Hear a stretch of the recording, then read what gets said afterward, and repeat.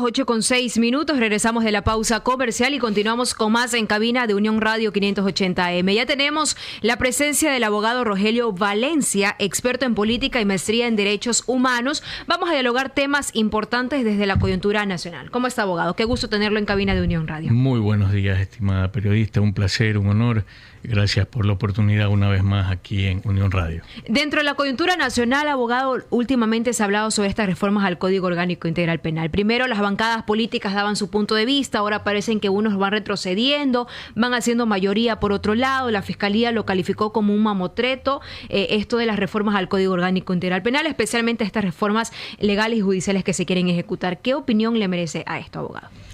Bueno, la verdad tenemos que empezar por decir que definitivamente el problema arranca por ese desconocimiento manifiesto que hay del manejo no solamente del derecho parlamentario, sino el procedimiento parlamentario, el procedimiento legislativo y aquello exclusivamente que tiene que ver con la técnica legislativa. Entonces nos encontramos con cosas que llaman mucho la atención y aspiro yo que esto sea una primicia a través de Unión Radio, porque yo he escuchado con el respeto que se merecen mis colegas constitucionalistas y también los penalistas, hablar lógicamente de los temas que corresponden a nivel constitucional, a nivel penal. Pero esto tiene que ver también con el fondo estructural que se refiere concretamente al tema del derecho parlamentario. Y en el derecho parlamentario vamos a encontrar una cosa bastante extraña, a mi parecer, porque yo sí quisiera que al país se le explique esto, ¿no? Resulta que en el memorándum ANCJ-2024-0079-M, que es el que certifica, ¿no? Yo tengo aquí el documento, es el que certifica el hecho de la votación que hubo en la comisión. ¿De qué comisión estamos hablando? Efectivamente de la Comisión de Justicia y Estructura del Estado. Recordemos que son 15 comisiones especializadas permanentes, y también hay 4 que son ocasionales, pero nos interesa esta. Y efectivamente, incluso en este documento hay errores, porque resulta que aquí se habla de la sesión que hubo el 9 de febrero del 2024, y en el contenido se refieren al viernes 2 de febrero del 2024. Primera cosa. Segundo, aquí resulta que hay 2 asambleístas que dejaron a sus alternos. Y uno de ellos llama bastante la atención, porque cuando usted revisa la lista de los que votaron a favor, porque son 10, normalmente las comisiones especializadas permanentes tienen 9 integrantes, acá son 10. Resulta que usted entre los nombres encuentra, lógicamente aquí, a la asambleísta que ha votado, Emma Sabine Basantes Humanante. Ella ha actuado como alterna de Vicente Giovanni Tallano Basante. Y ahí llama la atención porque resulta que cuando usted revisa quién es el alterna de Vicente Giovanni Tallano Basante, no es pues Emma Sabine Basantes Humanante, sino directamente Cintia Gabriela García. Probablemente cuando falte el uno, falte el otro, siempre hay alguien que está de alterno, pero quien firmó y votó a favor de este informe que genera el problema de las reformas del COIP tiene eso. Adicionalmente, también del Social Cristiano en alianza con Sociedad Patriótica, participó Maite Alejandra Heredia Jaramillo y no Roberto Carlos Cerda Tapuy, que es el titular. Con esa primera observación, pasamos entonces a ver qué cosas son las que han llamado sobremanera la atención. Primera, no es posible que si en el Pleno se presentaron cuestiones contrarias a la posición que está en el informe de mayoría, se haya votado a favor pues del texto que contienen estas reformas al COIC y no se haya elaborado, generado lo que se conoce como un texto de informe de minoría. Llama la atención porque resulta que ahora se hacen incluso hasta los sorprendidos que supuestamente les han metido gato por liebre cuando han puesto a los alternos para que voten cuando tenían que estar los titulares ahí para poder definir cualquier inconveniente respecto al contenido. Y después vamos nosotros, lógicamente con el memorándum que contiene la numeración siguiente, que es el 2024-80M del 9 de febrero de 2024, efectivamente se contiene el texto del proyecto que es donde está el informe. Y ya más de una vez incluso me lo han preguntado en otras ocasiones a través de otros medios, ¿cuál sería una de las soluciones frente a este problema? Porque la verdad es que es un grave problema. ¿Fue ilegal o cómo podemos analizarlo esto? A nivel de la estructura, como se ha llevado el procedimiento, todo titular tiene un alterno y habrán que explicar por qué está esa alterna ahí y no la que se entiende que continúe inmediatamente. Independientemente de aquello, tanto la votación como el informe, la sesión, todo eso es legal. Se puede determinar que son errores de forma, pero en todo caso merecen explicación. Ahora, ¿dónde va el punto clave? El punto clave está en el hecho de que definitivamente todo este Frankenstein que han generado, porque es un Frankenstein, donde no han utilizado menos de 29 proyectos de ley que ya habían presentado otros asambleístas y que, por supuesto, de acuerdo a la norma de la Ley Orgánica de la Función Legislativa, les permitía acumularlos o, lógicamente, integrarlos definitivamente a este proyecto que ellos han planteado con informe de mayoría. El inconveniente mayúsculo está en que dentro de cosas como lo que se denomina populismo punitivo, como lo que se denomina derecho penal simbólico, o, en su defecto, aquello que tiene que ver con lo que se debe conocer científicamente o de manera cientista en materia penal, el derecho penal mínimo, que el objetivo no es generar una cantidad exacerbada de tipos penales, ni tampoco de aumentar penas por aumentarlas. Esa parte de ahí, que en cierto modo generaría de alguna otra manera un aliciente de las reformas como proyecto de ley, no es menos cierto que están empañadas por cosas como la intervención en la investigación previa de los fiscales. Está empañada con cosas como lo que tiene que ver directamente con el hecho de aumentarle causales a un recurso más que extraordinario como es el de casación en materia penal, a un recurso en extremo de utilización muy especial como es el recurso de revisión. Y entre esas causales, incluso confundir la temática que tiene que ver con la Comisión Interamericana de Derechos con lo que ya está establecido a nivel no solamente constitucional, sino de convencionalidad, como es el tema de las sentencias de la Corte Interamericana de Derechos Humanos. Esas confusiones de intentar meter al Consejo de los Derechos Humanos de la ONU o meter a los informes de Comisión Interamericana de los Derechos Humanos, no solamente que es un problema mayúsculo, sino que es una cuestión gravísima respecto a la cosa juzgada y a sentencias ejecutoriadas en materia penal.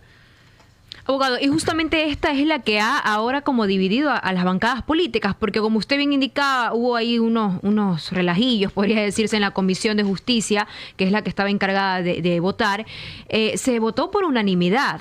Todos votaron por unanimidad, pero ahora los partidos y bancadas van retrocediendo, dejando supuestamente el correísmo solo. Y precisamente es por esto de las sentencias condenatorias ejecutoriadas que obliga a la Fiscalía a entregar información reservada y archivar investigaciones previas cuyos delitos aún no prescriben. ¿Por qué se da esto? ¿Por qué ahora retrocede Partido Social Cristiano, ADN, Construye, que fue la primera bancada que en su momento retrocedió?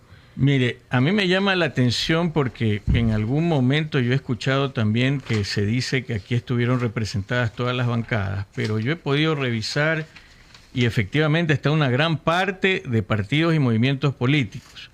Aquí está representado el PID-MOVER, que es Alianza Democrática Nacional, que es lo que significa ADN, a través de la vicepresidenta, ¿no?, que es María Fernanda Araújo Novoa.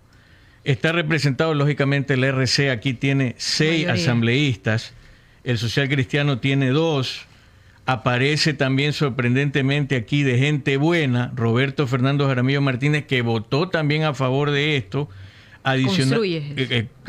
Bueno, aquí identificado como gente buena, que efectivamente el partido Movimiento es Construye, pero ellos se dividieron.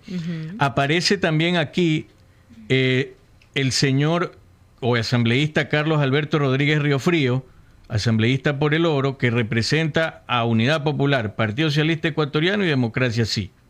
Entonces, llama bastante la atención que independientemente que haya habido una mayoría o que tenga una mayoría el correísmo como de 6 asambleístas, estos 4 que pudieron haber hecho el informe minoría no lo hayan hecho y ahora pretendan hacerse los que novedosamente se oponen a supuestamente un cambio de texto.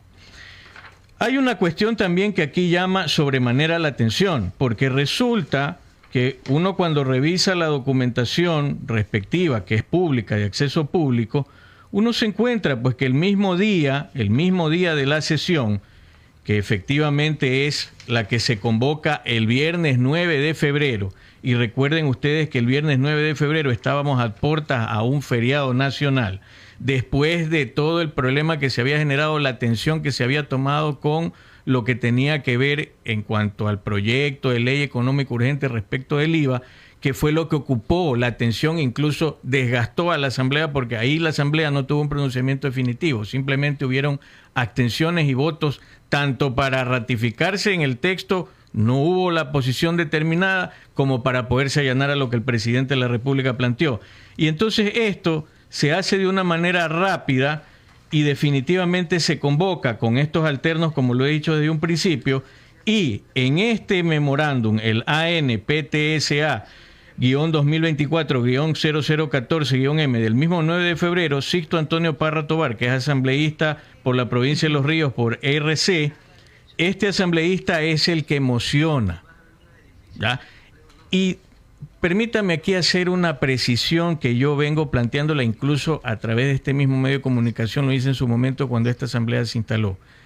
Solamente cuando se mocionó la presidencia de Henry Kronfle, se apoyó la moción. A partir de ahí la asamblea, hasta el día de hoy, incumple flagrantemente el artículo 135 de la misma ley orgánica de la función legislativa, porque no apoyan la moción y mandan a votar. Dicho esto... Como por ejemplo la moción de archivar el tema del IVA, nos referimos, abogado.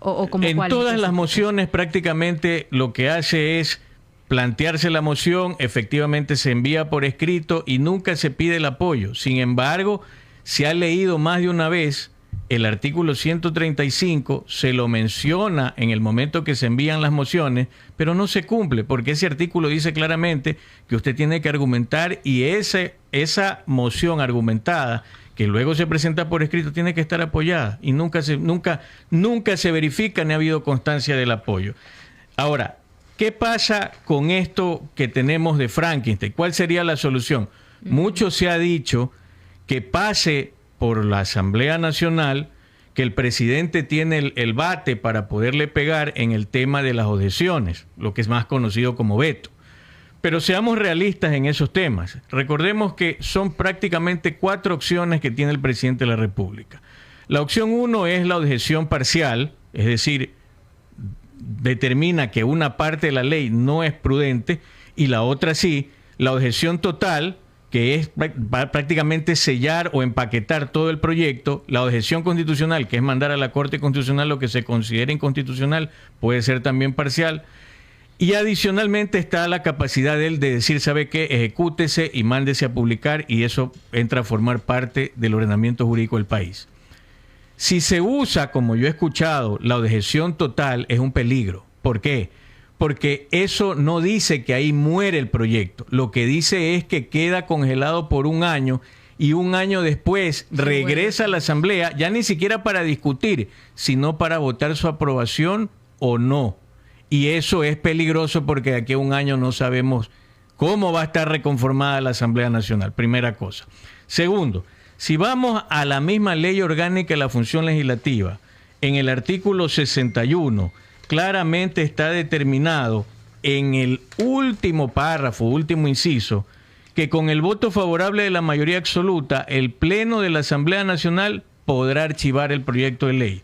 En pocas palabras, la solución para esto es archivar este Frankenstein que han conformado, que no se sabe si unos estuvieron de acuerdo, otros no, pero lo cierto es que tienen en vilo a la población ecuatoriana, porque más allá del tema del populismo punitivo o populismo penal, hay cosas graves que pueden generarle al país, no solamente en el tema político una situación incongruente, sino en el tema de la seguridad jurídica.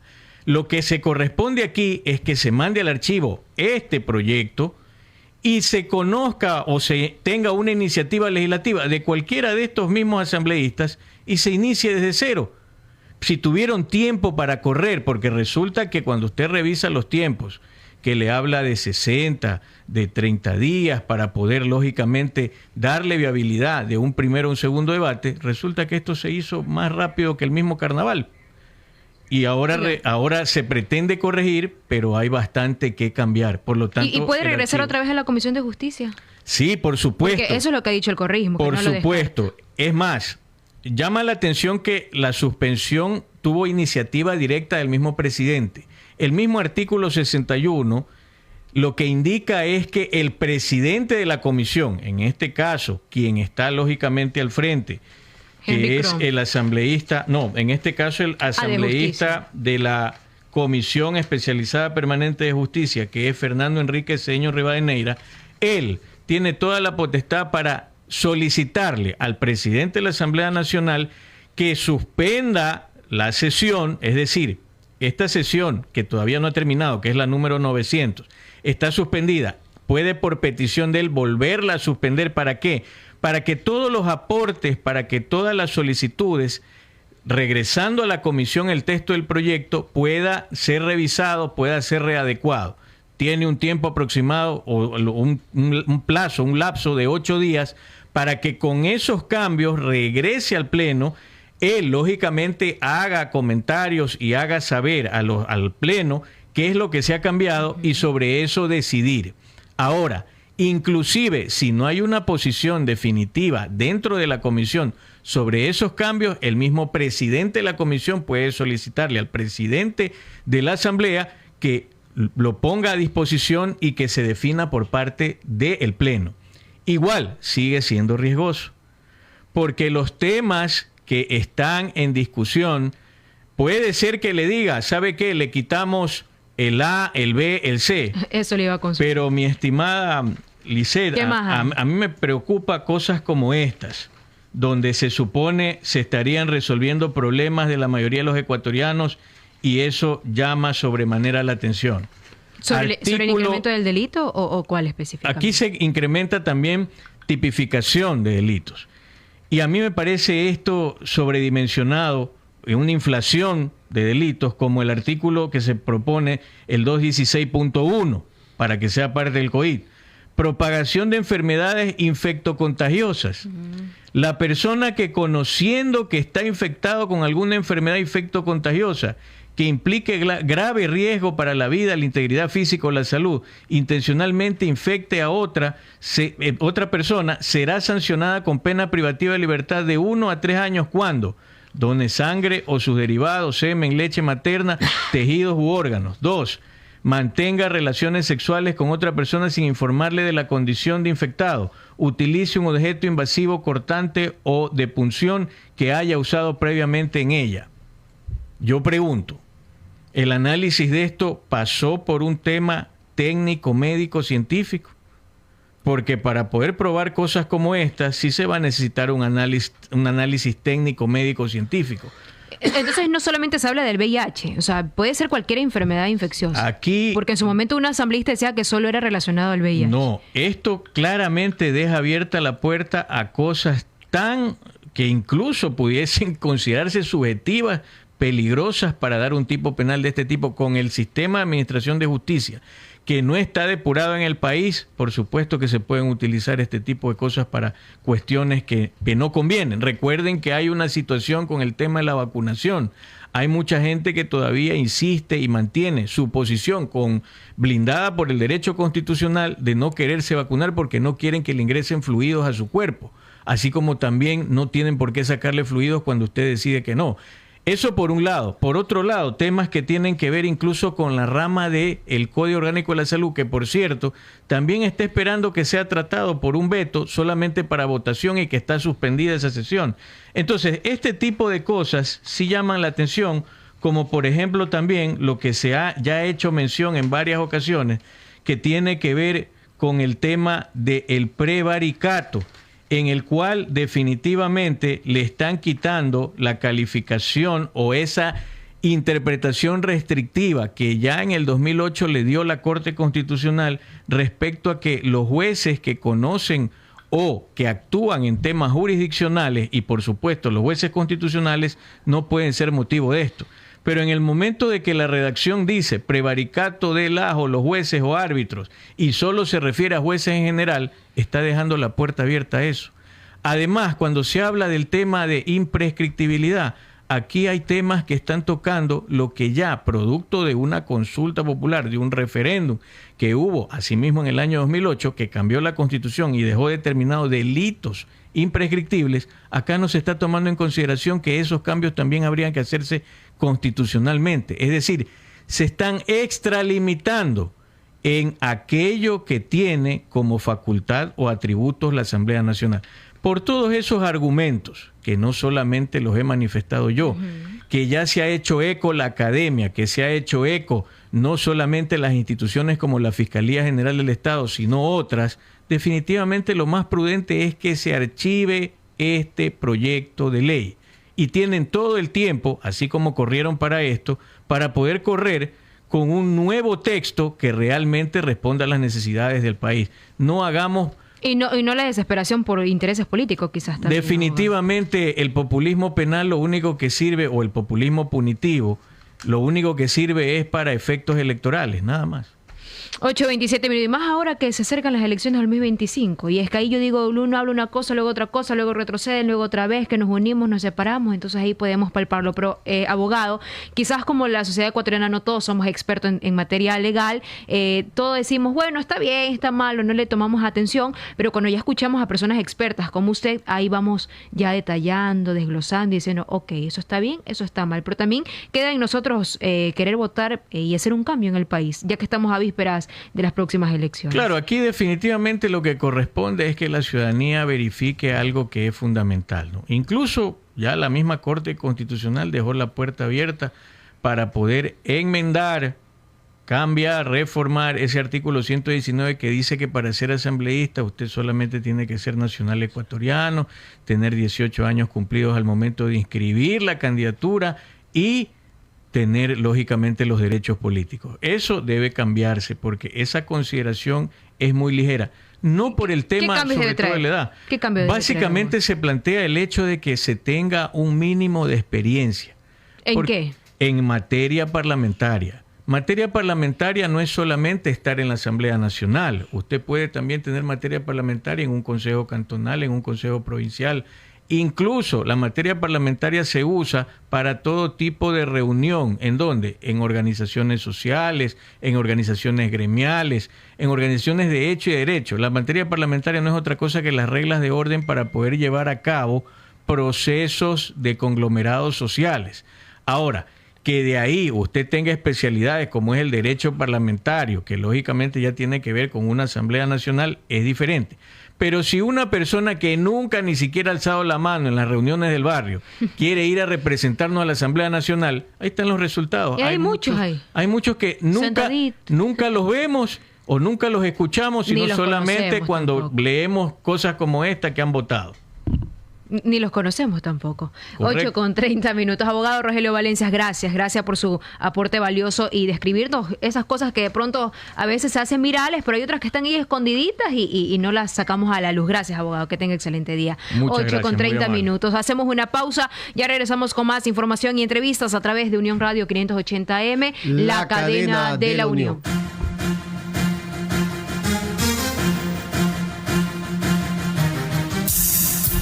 Unión Noticiosa. El equilibrio de la verdad.